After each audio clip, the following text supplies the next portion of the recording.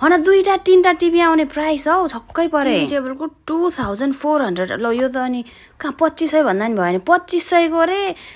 stand चाहिँ अनि TV चाहिँ अनि 1200 डलरको अनि कहाँ सक्छ त लु यहाँ हुँदैन भनेर मेरो त तिर मिराएर लु साथी यहाँ हुँदैन भनेर यहाँबाट निक्ल्यौँ न्युजिल्यान्ड आएको 5 महिना हुँदैछ कहाँ त्यत्रो 3-4 टिभी अफर गर्ने पैसा म काठमा हाल्छु छामेर पनि हेरे हौ सुन अलिअलि लागेको छ कि क्या चाँदी लतपतेको छ क्या भनेर त्यत्रो महँगो पर्छ के को काठ रहेछ भनेर एक्लै गनगनाएँ अनि लु म आउँदिनँ तेरो उसमा भनेर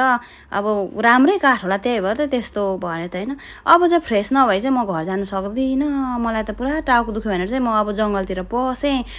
त्यो खर घाँस देखेँ क्या घरमा गाउँमा घाँस काटेको याद आइहाल्यो है खर घाँसमा अनि गएँ छामछाम छुमछुम गर्दै त्यहाँ अलिकति पानी बगेको रहेछ